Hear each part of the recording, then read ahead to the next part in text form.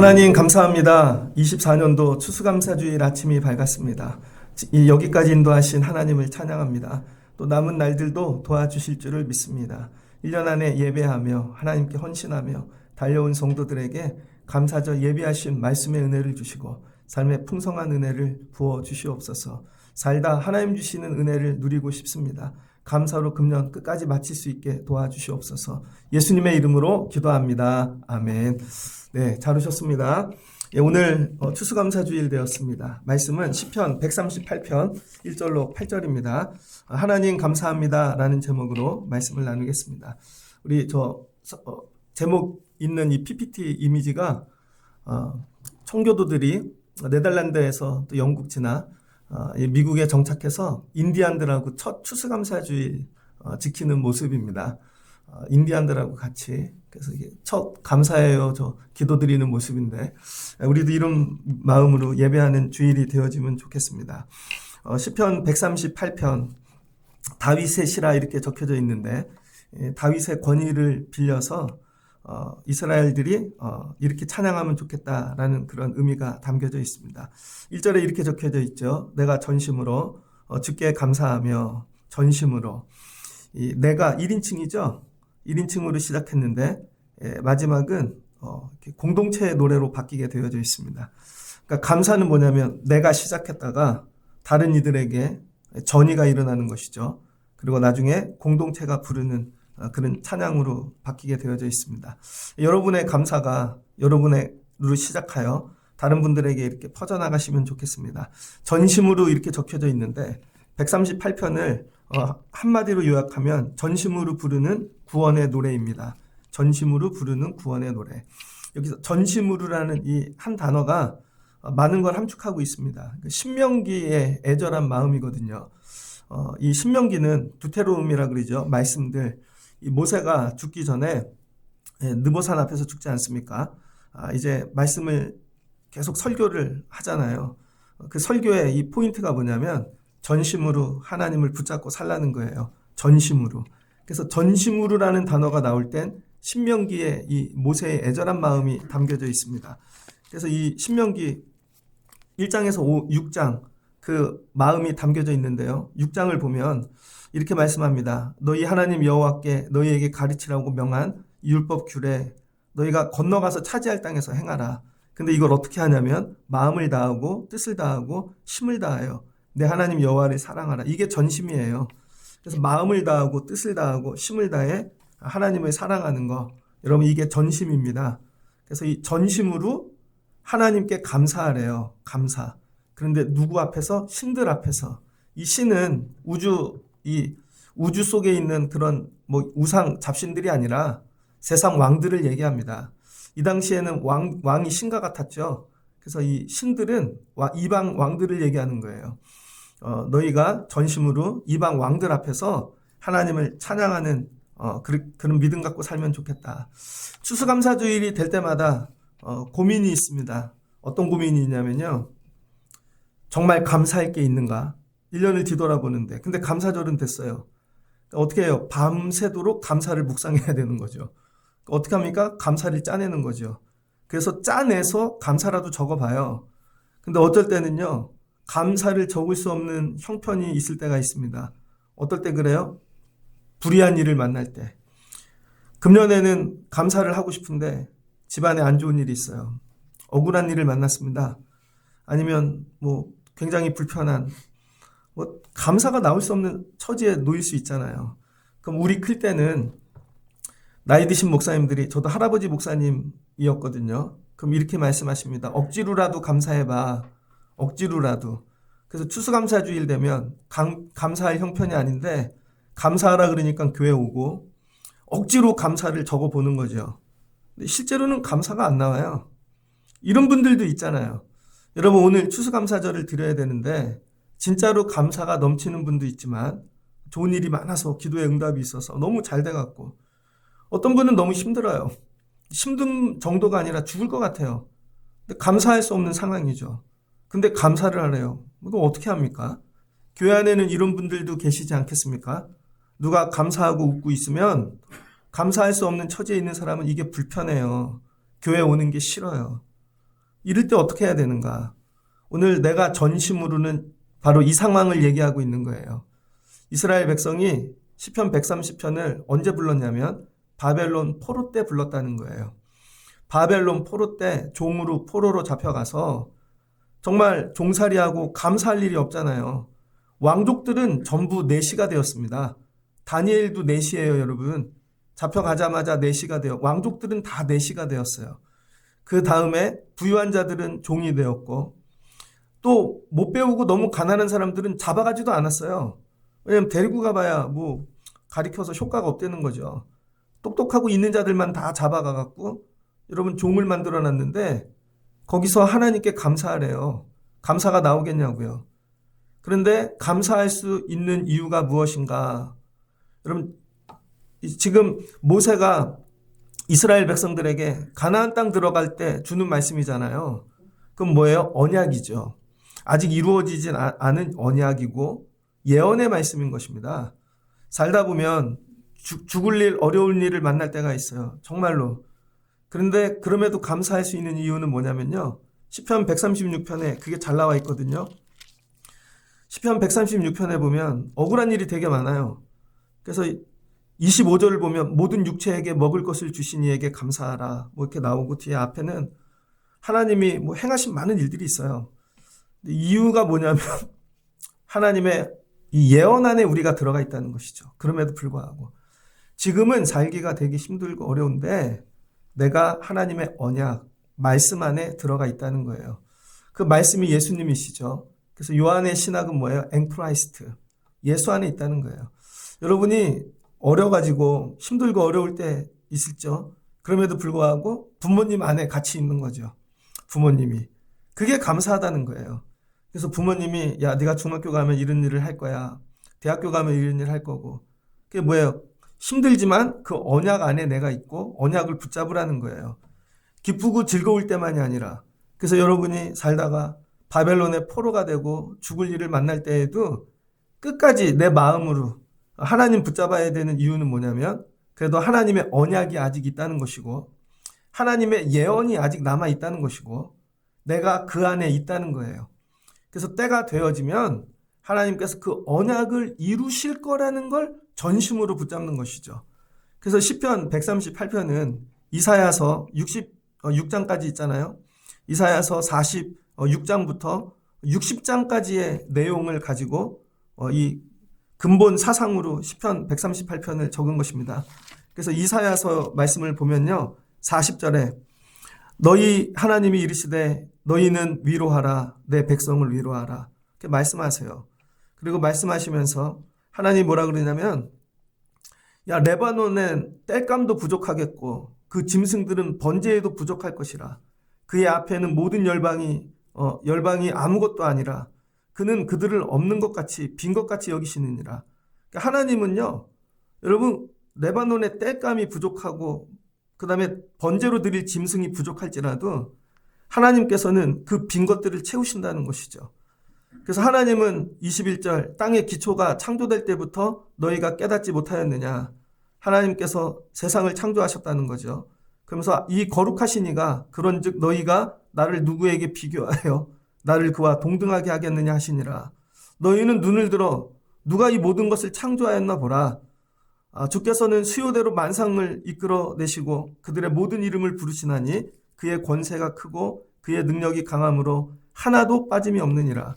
하나님이 약속하신 게 뭐예요? 야 내가 만물 다 창조했어. 너네 거기 다 뭐 비어 있어도 야 나하고 비교할 대상은 없어. 하나님 붙잡으라는 거예요. 그럼 하나님이 이사야서 41장 내가 너를 불렀고 붙들었고 택하였고 굳세게 하리라. 내가 너를 날선 이 타작기 같이 만들 것이라. 야곱아 내가 너를 창조하였느니라. 내가 너를 지명하여 불렀느니라. 내가 물 가운데 지날지라도 너와 함께 할 것이고 강을 건널 때도 침몰하지 못하게 하리라. 내가 너를 보배롭고 존귀하게 여기노라. 계속 말씀하세요. 그러면서 이사야서 43장 14절에 바벨론에서 나오게 하리라. 바벨론에서 나오게 하신다는 것이죠. 너희 구속자여 이스라엘의 거룩한 이가 말하노라. 너희를 위하여 내가 바벨론에 사람을 보내어 모든 갈대아 사람에게 자기들이 연락하던 배를 타고 도망하여 내려가게 하리라. 이게 누구예요? 고레스죠. 그래서 하나님이 내가 너를 택하였다. 이 언약을 붙잡으라는 거예요. 언약. 그래서 이 언약 안에 있다는 거죠. 여러분이 사시는데 감사할 일이 없어요. 죽을 것 같아요. 그럼에도 내가 아직 언약 안에 있다는 거, 예수 안에 있다는 거. 여러분 이게 제일 감사할 일이라는 것입니다. 그리고 신들, 이방 왕들 앞에서 나 그래도 하나님 언약 안에 있는 사람이야. 약속 안에 있어. 지금은 바벨론에 왔고 죽고 힘들지라도 하나님이 내 택하셨고 창조주가 되시고 구원하신다는 언약 안에 있다는 거예요. 이걸 이방 신들 앞에서 찬송하라는 것입니다. 어떻게? 전심으로. 그럼 하나님이 뭘 주세요? 구원을 주신다는 거예요. 그랬더니 2절 내가 주의 성전을 향하여 건져주셨네요. 바벨론에서 돌아와 성전을 향하게 만들어주셨다는 것이죠. 성전을. 그래서 성전을 향해 예배하며 여러분 성전을 향해 예배하는데 성전에 들어가서 뭐 해야 돼요? 제사해야 되죠. 짐승을 잡아서. 그런데 성전을 향하여 제사로 예배드리는 게 아니라 주의 인자하심과 성실하심으로 말미암아 주의 이름에 감사하오리다 하고 찬양했다는 거예요. 그래서 오늘 이 제사는 이 짐승을 잡아 드리는 그런 제사가 아니라 성전을 향해 드리는 찬양의 제사입니다. 그래서 하나님께서 언약을 붙잡고 사는 자들에게 하나님의 언약을 이루어 주시고 성전을 향해 돌아올 수 있게 도와주시고 찬양할 수 있게 도와주신다는 거예요. 그래서 감사는 찬양입니다. 어떤 분이 인터넷에 올렸더라고요. 캐톨릭과 이 개신교의 차이가 뭔가. 두 군데를 다 다녀봤대요. 캐톨릭에 가면 미사를 드리죠. 그 루틴으로 일어났다 앉았다. 그 다음에 성찬하고 좋은 말씀을 듣고. 근데 거기 들어가면 늘 분위기가 무겁다는 거예요. 그래서 늘 죄인됨을 느끼고 뭘 하려고 그러면 혼나고 애들도 떠들면 안 되고 심지어 아주 작은 애들까지도 가면 우리는 늘 죄인이라는 거죠. 근데 개신교를 오면은 뭐가 있냐면 찬양이 있다는 거예요. 개신교에는 찬양과 기쁨. 그래서 어린아이들도 찬양하고 청년들도 찬양하고 힘들고 어려운 분들이 들어왔다 찬양으로 살아나고 그 둘이 똑같은 것 같은데 뭐가 차이인가 봤더니 여기는 늘 무거워요. 근데 여기는 늘 기쁨과 찬양이 넘친다는 거예요. 그래서 사는 이 파워가 다르다는 거예요. 뭐가 좋아 나쁘다 이게 아니라 그래서 자기는 이왕이면 상대자를 개신교를 만나고 싶다는 거예요. 내 삶의 이 기쁨 이게 넘치는 거죠. 그러니까 여러분이 교회를 다니면서 감사하면 찬양하실 수 있는 분들이 돼야 되는 거예요. 주의 말씀을 주의 모든 이름보다 높게 하셨나이다. 그리고 성전을 향해 찬양했다는 것이죠. 그 찬양의 내용이 뭔가 3절입니다. 내가 간구하는 날에 간구하는 뭐예요? 기도하는 거죠. 내가 하나님께 기도하였더니 주께서 땡땡 하셨나이다. 여기 주께서 앞에다가 여러분 땡땡 치고 하셨나이다 앞에 땡땡 치면요. 주께서 하셨나이다가 되죠. 그리고 땡땡 사이에 하나님이 하신 내용을 넣으면 되는 거예요. 이게 뭐예요? 간증인 것입니다. 응답을 얘기하는 거예요. 내가 간구하는 날에 주께서 응답하시고 내게 힘을 주어 나를 강하게 하셨나이다. 기도했더니 하나님이 응답하시고 내 영혼에 힘을 주고 나를 강하게 하셨다는 게 이 간증이에요. 이거를 누구에게 얘기해요? 이방 신들 앞에서. 그러니까 세상 왕들 앞에서 설명을 하는 거예요. 야, 너 어떻게 성전으로 돌아올 수 있게 되었어? 너 어떻게 그렇게 찬양을 할 수 있게 되었어? 야, 너네 바벨론에 종살이를 갔잖아. 거기서 죽게 되었잖아. 근데 어떻게 돌아오게 되었지? 하고 이스라엘을 둘러싸여 있는 많은 이 나라의 왕들이 쳐다보고 묻거든. 이걸 설명해 주라는 거예요. 그래서 여러분 찬양은요 그냥 하는 게 아닙니다. 찬양을 나 혼자 감정에 치우쳐서 여러분 그렇게 하는 게 아니라 찬양을 하는 이유를 설명해 주라는 거예요. 찬양을 하는 이유. 오늘 이 찬양 왜 하지? 여러분 제가 찬송가 고를 때 그냥 고르지 않습니다. 말씀을 먼저 준비하고 말씀 앞부분에 이 찬양을 부르면 좋겠다. 끝나면 야 이걸로 결단하면 좋겠다. 다 이유가 있거든요. 오늘 추수감사주일이니까 넓은 들에 익은 곡식 찬양을 하면서 야 감사하다. 하나님이 1년 도와주셨다. 여러분 이런 마음이 들지 않습니까? 이제 끝나고 또 부를 찬양도 누가 부르면 그 찬양 왜 불러요? 설명을 해야죠. 그러니까 여러분이 하나님께 감사할 때는요. 감사의 이유를 설명하실 수 있는 분들이 돼야 돼요. 설명, 이성적으로. 그걸 뭐라 그래요? 간증. 그래서 돌아와 간증한다는 거예요. 바벨론에 가갖고 못 돌아올 줄 알았는데 하나님의 언약을 붙잡고 예언을 붙잡고 살았더니 하나님이 이방신들 왕들 앞에 돌아오게 하셔서 간증하게 만드셨더라. 여러분 1년을 마칠 때 하나님이 여러분들에게 이런 간증 주시기를 주의 이름으로 축복합니다. 4절을 보니 간증 내용이에요. 여호와여 세상의 모든 왕들이 주께 감사할 것은 그들이 주의 입의 말씀을 들음이오며. 그래서 세상 왕들이요 하나님을 몰랐습니다. 근데 이스라엘이 돌아오고 회복되어지는 모습을 보면서 그 역사를 보는 거죠. 역사, 인류 역사. 세상 돌아가는 역사와 이 섭리를 보면서 하나님이 계시네 라고 이방 왕들도 고백하게 되어진다는 거예요. 그러니까 하나님이 우리에게 구원을 주시는 이유가 뭔가? 여러분 그냥 나만 잘 되고 회복되고 잘 살라고 주신 게 아니라 구원을 주시는 이유는 이방 왕들에게 간증하라고. 그들에게 설명해서 그들이 하나님을 알게 하라고. 그래서 그들의 입에서 주의 말씀을 듣는데요. 뭐예요? 하나님은 예언을 성취하시는 하나님이시구나. 그러니까 여러분 삶에 고난이 있어요. 고난도 하나님의 언약 안에 있다는 거예요. 그래서 나중에 고난을 이루어 주시거든, 예언을 이루어 주시거든, 이거 간증하라고. 하나님 말씀이 헛것이 아니야. 그래서 주신 것이구나. 그러면 이방인들도 하나님의 말씀을 노래하게 되어진다는 거예요. 자, 보세요. 내 고난 중에 내가 언약을 붙잡고 전심을 하나님 붙잡고 살았더니 나로 찬송하게 만드셨어요. 너 왜 찬송해? 너 왜 그렇게 흥이 넘쳐? 물어보면 이유를 대요. 그랬더니 이방인들도 듣고 그들도 그 예언을 도를 깨달아요. 그래서 그들도 그렇게 살게 되어져요. 그랬더니 그들도 그렇게 간증을 경험해요. 그들도 노래하게 되는 거죠. 그랬더니 어떻게 돼요? 그들이 여러분 찬양하는 자리에 돌아오는 거죠. 이걸 믿음의 공동체라 그러는 거예요. 그래서 한 사람을 하나님이 고난을 주시고 찬양하게 만들어서 다른 사람도 듣고 찬양하게 만들어서 돌아와 공동체를 이루시는 거죠. 그래서 이 노래가 나중에는요 혼자 부르는 게 아니라 이스라엘 공동체의 노래가 됐다는 거예요. 근데 가장 고난을 많이 당한 사람이 누구인가? 여기 나를 누구로 설정하면 좋을까? 그럴 때 이스라엘 백성들이 그냥 이름 모르는 사람보단 다윗이 좋겠다. 다윗이 많은 고난을 받았지. 다윗이 찬양할 때 왜 그 찬양해요? 그러면 하나님이 날 건지셨어요. 전심으로 하나님 붙잡고 살았더니 엔게디 광야에서 건지셨고, 사울이 미쳐 날뛰고 창을 던질 때 건지셨고, 하나님께서 블레셋과 싸울 때 나를 건지셨고, 그런 거죠. 그랬더니 그들도 그 하나님을 붙잡고 살아 같이 찬양하게 됐다는 것입니다. 이게 현재까지의 내용이에요. 그럼 앞으로 해야 될 일이 뭔가? 여호와께서는 높이 계셔도 하나님이 그런데 우리에게 구원을 주시는 이유가 뭘까? 하나님은 높이 계신 분이라는 거죠.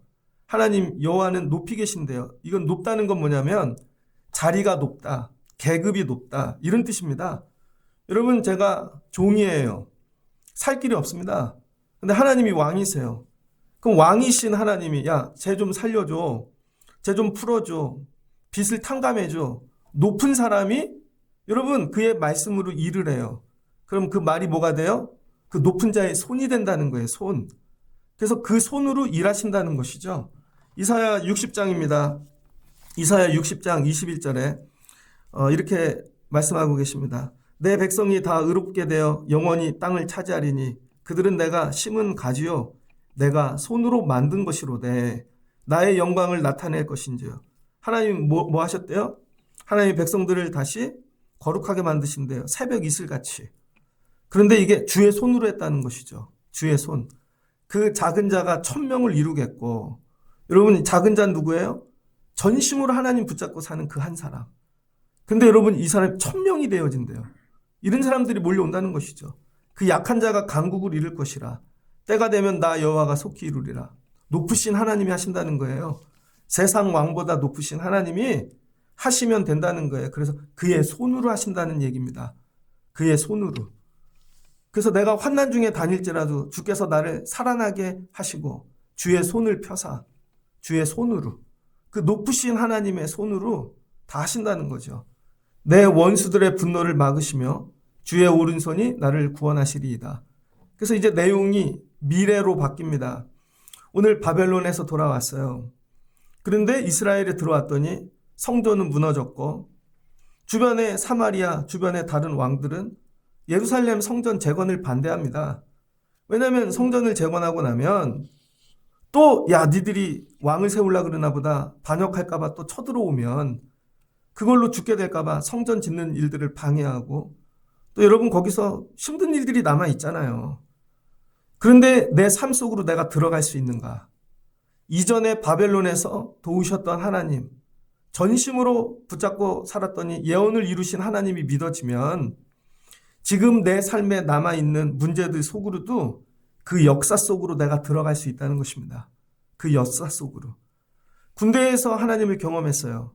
제대할 때 군대에서 도우신 하나님이 나를 도와주실 거야. 군대에 있을 때 다들 그렇게 얘기해요. 군 생활이 편하다고. 제대하면 지옥이라고.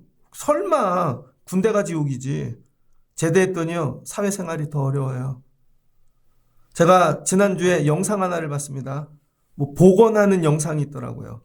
1980년 저기 백마부대 얘기예요.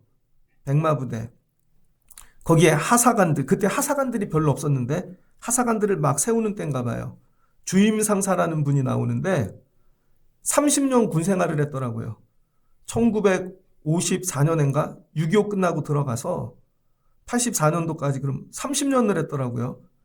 봤더니 아내분은 37살인데 지금 나이 한 50대 후반 같아요.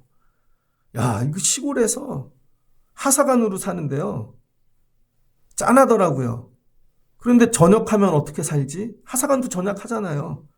그때도 고민하는 게 퇴직금을 일시불로 탈까? 나눠서 탈까? 그랬더니 먼저 퇴직한 분이 나눠서 타십시오. 군생활 해갖고 아는 게 하나도 없습니다. 사업한다가 다 날린 사람들 많고 퇴직금은 그냥 매달 타는 연금으로 받으시고 그래서 군인 정신 갖고 나가서 살면 살지 않겠냐고. 그런데 강원도에 있는 집을 팔아서 서울로 와봐요. 애는 셋인데 어떻게 살아요? 이런 거죠.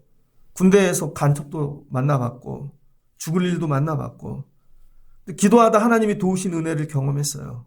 그러면 제대할 때도 그렇게 도우신 하나님이 앞으로 내 역사 속에서도 함께 하실 것이다. 이걸 믿고 들어가라는 거예요. 그래서 미래에 세상 왕들이 높은 자들이 다 있지만 하나님이 더 높이 계신 분이야. 그 하나님이 높이 계시면서 나를 돌봐주실 거야. 그 손으로 내 원수들을 막아주시고 나의 구원이 되실 거야.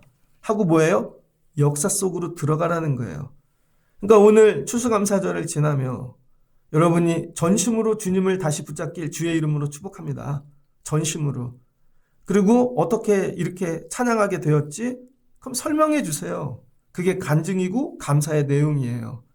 근데 오늘 내려가면 아직도 살아가야 될 문제들이 있잖아요. 하나님 질병이 있어요. 하나님 물질의 문제가 있어요. 아까 본 영상처럼 하나님 이 문제 어떻게 해요?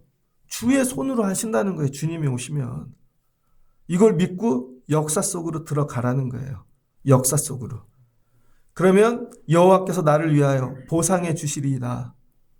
여호와께서 주의 인자하심이 영원하니 주의 오른손으로 지으신 것을 버리지 마옵소서. 그리고 뭐예요? 나를 구원하실 거라는 걸 확실히 믿는 거예요. 여기에서 믿음이 필요하다는 거예요. 하나님이 나 보호하실 거야. 믿어 나. 하나님이 갚아주실 거야. 믿어. 하나님이 내가 나이 들고 은퇴하고 병들어도 보상해 주실 거야. 믿는 거예요. 그래서 여러분 믿음의 확신을 갖고 뭐야? 그 다음에 기도한다는 거예요. 그 다음에 기도. 그래서 여러분 찬양 다음에 역사 속으로 들어가면서 이전에 구원하셨던 하나님을 믿고 확신을 가지기 위해 기도하며 살라는 거예요. 기도하면서. 그래서 감사절을 마치고 여러분이 세상으로 돌아갈 때 여러분의 역사 속으로 들어가야 할 게 뭐냐면 여기까지 인도하신 하나님이 나의 구원자가 되실 것이다.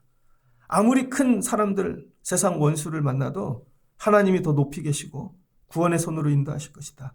이걸 믿으라는 거예요. 그리고 기도하고 나가는 것이죠. 기도하고. 주의 인자하심이 영원하오니 주의 손으로 지으신 것을 버리지 마옵소서 하고 기도하고 나가라는 것입니다. 제가 이 시편 138편을 추수감사절을 준비하면서 한 달 전부터 준비하고 있었거든요. 원래는 136편을 설교하려고 그랬는데 본문도 너무 길고 그러다 기도 중에 138편의 은혜를 많이 주셨습니다. 그래서 이거 준비하면서 추수감사절을 준비하는데 지난 수요일 날 어떤 죽음을 제가 맞이하게 되었습니다. 제가 아는 분인데 친하지는 않아요. 근데 젊은 분이에요. 나이가 한 40대 조금 넘었는데 아침에 출근을 하셔서 저녁에 사고사로 돌아가셨습니다. 지난 수요일 날. 출근을 하셔갖고 계단에서 넘어지셨는데 그냥 소천하셨어요. 사고사니까 그 집에는 아내분이 있었고 딸아이가 하나 있습니다. 근데 아내가 얼마나 놀랬겠어요. 아침에 나가서 낮에 영상통화하고 사랑한다 그랬는데 그게 마지막 인사가 되었습니다. 그래서 뭐 조사를 해야죠. 그렇게 돌아가시면. 부검도 하시고. 그래서 장례가 좀 늦어졌습니다. 처음 장례식장에 갔었거든요. 야, 그 엄마하고 딸아이가 앉아 있는데요. 혼이 나갔어요. 근데 여자분은 가족이 아무도 없습니다. 부모님이 계신데 외국에 계세요. 그리고 이 아드님은, 이 돌아가신 분은 부모님이 노모신데 한 분은 치매가 오시고 자식이 먼저 죽었으니까 장례에 부르시질 않은 거예요. 줄초상이 날까봐. 그리고 형님 한 분이 있고 그래서 회사와 뭐 이렇게 해서 오셨더라고요. 위로를 할 수가 없더라고요. 근데 그분이 예수 잘 믿는 분입니다. 코로나 때도 지나가다 보면 영상으로 틀고 예배하고 찬양 소리가 밖에 들리고 예수 잘 믿는 분이에요. 도저히 위로를 할 수가 없더라고요. 그래서 아이를 안아주고 울기만 하고 왔어요. 그래서 토요일 날이 발인이어서 새벽 예배 하듯 일어나서 발인을 갔습니다. 정말 조촐하게 앉아 예배를 하더라고요. 마음이 좀 더 불편해가지고 화장터까지 따라갔습니다. 잠깐 시간이 남았는데 오셔서 인사를 하시더라고요. 아내분이. 그러더니 웃으시더라고요. 얘기를 하는데 과정을 다 얘기해 주시는 거예요. 어떻게 결혼했고 이렇게 살았고 사고가 나서 그 시아주머님이 전화가 왔대요. 놀라지 말고 서울 병원으로 오십시오. 그랬더니 휠체어를 끌고 오더래요. 일단 앉으라고 휠체어에. 쓰러질까 봐. 그 남편이 갑자기 하나님 나라 갔으니 갖고 이해가 안 되더래요. 그 하나님께 원망하고 막. 근데 입간을 하는데 들어가서 봤더니 남편이 얼굴이 평안한 거예요. 고통 없이 하나님이 불러주셨다. 그래서 남편 입에 입맞춤 했대요. 남편 입술에다. 그리고 얼굴을 쓰다듬어 주는데 마음에 평안이 오더래요. 마음의 평안이. 그리고는 오셔서들 그 인사할 분들이 다 하는데 자기는 그런 입간을 본 적이 없다는 거예요. 너무 평안한데 그때 그 남편이 한 얘기들이 생각이 나더래요. 하나님이 왜 이렇게 일찍 데리고 가셨나. 삶을 선하게 사셨어요. 그 남편분이 혼자 예수 믿은 거예요. 아내분을 만나서. 그래서 자기 기도 제목이 우리 온 식구가 다 한자리에 모여 예배하는 날이 오면 좋겠다. 그게 기도 제목이었다는 것이죠. 생각해 보니까 남편이 죽음으로 예수 믿지 않은 그 시아버지 번이도 오셔서 예배하게 되고 온 식구들이 다 모였다는 거예요.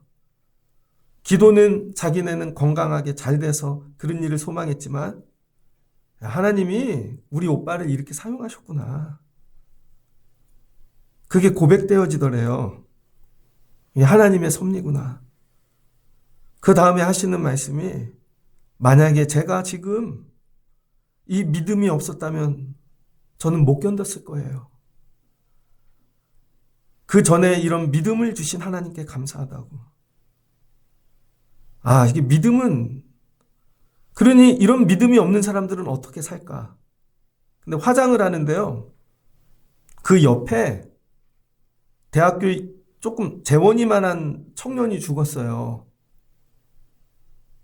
온 식구들이 통곡을 하는데요. 이름이 잊혀지질 않아. 민기야! 부모님들도 젊어. 그 집 믿음이 없는 거죠. 다 화장기에 들어갈 때 이 통곡 소리를 듣는데 믿음이 있는 자와 없는 자가 갈라지겠죠. 그러면서 자기가 왜 예수를 믿고 이 믿음으로 산다는 게 뭔지 오늘 깨달아졌다는 거예요. 그러면서 하시는 말씀이 제가 힘을 내려고요. 더 예수를 잘 믿으려고요. 교회를 열심히 다니고 애를 잘 길러서 나중에 오빠하고 만나려고요. 그래서 우리 오빠가 이렇게 천국 갔지만 가정의 구원의 문을 열었다는 거예요. 처음엔 이게 이해가 안 됐대요. 여러분 저도 설명이 부족하죠. 근데 그분은 어제 마치고 오늘 주일 예배잖아요. 근데 만약에 그 교회가 추수감사절을 예배한다면 여러분 무조건 감사하십시오. 그게 되겠냐고요. 어제 남편이 죽었는데 이제 내가 혼자 애를 기르고 살아야 되는데 근데 교회에서는 막 찬양하고 사람들이 여러분 감사하십시오. 잘못하면 이 예배가 폭력이 될 수 있는 거죠. 감사하라는 얘기가. 그러니까 교회 안에는 그런 분도 예배하러 돌아온다는 거예요. 들어오신다는 거죠. 바벨론에 간 거예요, 여러분. 하늘이 무너진 것이고 삶이 흑암이 됐다는 거예요. 그런데도 모세가 얘기하잖아요. 가나안 땅 가거든. 그래도 전심으로 하나님 예언 언약을 붙잡고 살아. 힘든 날도 어려운 날도. 그럼에도 불구하고 우린 예수 그리스도 안에 있다는 거야. 뭘 주신 게 아니라 그리스도 안에 있다는 거야. 이게 최고의 감사라는 것이죠. 이거는 그 고난을 겪어보지 않은 사람은 모릅니다. 다 잃어버리고 그런데 내가 그리스도 안에 있다. 그럴 때 주님이 다가오셔서 힘내, 내가 너의 하나님이야. 내가 너의 남편이 되어줄게. 너희 아이의 아버지가 되어줄게. 힘내. 제가 은혜를 많이 받고 왔어요. 나중에 우리 교회도 어떤 일이 있으면 장례를 진심으로 해야 되겠구나. 이런 일엔 생명 걸고 가야 되겠구나. 위로해줘야 되겠구나. 그럼 누군가 묻겠죠. 사람들이. 어떻게 예배에 왔어? 찬양하는 사람들이 미안하지 않겠습니까? 그랬더니 그분이 오히려 아니에요. 하나님이 우리 오빠 사랑하셨어요. 우리를 사랑하셨고 하나님이 우리의 구원이세요. 그리고 어떻게 해요? 남은 역사 속으로 들어가는 것이죠. 사진을 막 올리셨는데요. 세 식구니까 아이가 그 엄마하고 아빠를 찍은 사진 다 찍은 건 딸이 찍은 거지 뭐. 이제 그 자리가 비었어. 그리고 집에 돌아가고 살아가야 될 일들을 생각할 때 그래도 역사 속으로 들어갈 수 있겠어? 그 말씀하시더라고요.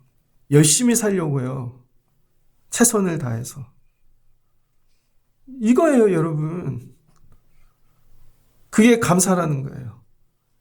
야, 구원의 하나님이 믿어지면 흑암과 어둠과 같은 바벨론과 같은 역사 속으로 들어가라고. 하나님이 더 높으셔. 붙잡아 주실 거야. 여러분 되게 슬프잖아요. 전 그 남자분을 자주 만나서요. 얼마나 선하신지. 그런데 이런 인생을 미리 사셨던 분들도 있어요. 이미 예전에 우리가 아는 어르신들 중에 더 어려운 삶을. 그리고 그분들이 나이가 들어서 여러분 어르신들이 되어진 것이죠. 그래서 그분들이 결국은 하나님은 나의 구원이셔. 설명해 줄까? 하나님은 나의 찬양이셔.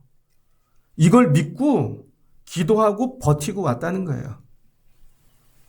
오늘 감사절을 지나며 전심으로 하나님을 붙잡으시길 주의 이름으로 축복합니다. 최고의 감사는 물질을 주시고 우리를 뭐 되게 하고 진로를 열어주고 이게 아니라 우리가 어떤 형편 안에 있든지 그리스도 안에 있다는 거예요. 빌립보서 1장 6절입니다. 빌립보서 1장 6절. 너희 안에 착한 일을 시작하시니가 그리스도 예수의 날까지 이루실 줄을 우리가 확신하노라. 그리고 제가 어제 다녀오고 교회에서 한 12시까지 일하다가 오전에 너무 고나더라고요.